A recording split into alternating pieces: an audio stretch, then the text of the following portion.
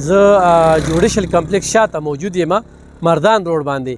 چېرته چې د عوامي نیشنل پارټۍ په حکومت کې د دغه پولیس لین بنیاد ایښودی شوی دی د دغه پولیس لین نه باقاعده قلا راتاو شوې ده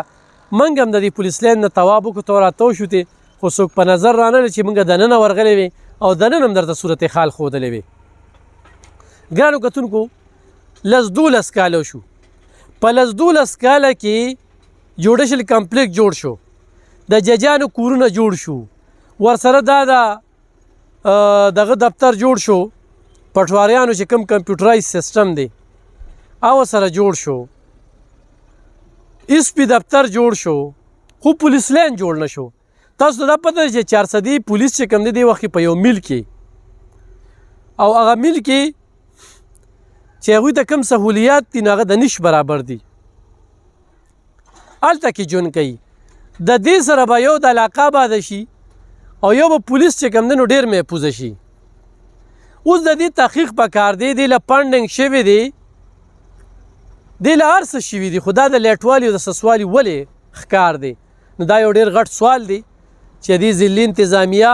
متعلقه ادارې ایجنسۍ هغه د دې پوښتنه وکړي او دې وخت کې د وخت ضرورت دی څنګه چې آرمي چیف صاحب د بجلی په غلاګانو پسې ډنډه راغستې ده یا د ډالرو په غلاګانو پسې ډنډه راغستې ده نو په داسې قسمه بلډینګونه چې ولاړ دي په پیښور کې یو هسپتال دی د هغې هم 12 کاله شو په حیات آباد کې چې هغه هم دغه شانتې بند پروت دی او خښتې ورکړي دي نو دا د 400 یو بوت درته ښیم بنګله بوت دی چې دا یو ډېره غټه منصوبه ده پولیس لین دی د پولیس والا لپاره او دا ولې د ځنډ ښکار دی دې کې د پولیس تالاب سرانو خو هم کمزوری دي نو د هغوی نه هم تحقیق پکار دی چې ولې دا کار د ځنډ ښکار دی دا یو ډېره لویه منصوبه ده او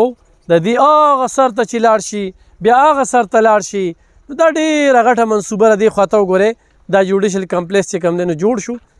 دا مکمل شو خو مجال شته خو دا مکمل نه شو دا یو ډېره د لویې اندېښنې خبره ده او په دې باندې زموږ د ضلعي انتظامي نه متعلقه منتخب نمایندګانو نه ګیله لرو او